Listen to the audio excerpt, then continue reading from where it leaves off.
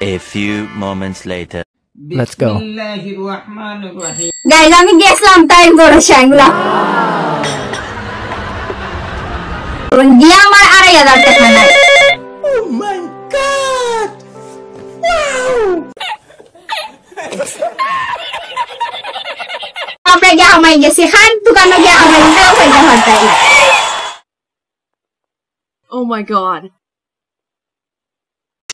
Guys, আমি কিন্তু অনেক বড় শিয়ানা টাইপের বুরকাও একটা কিনলাম ইচ্ছা লাগে আমার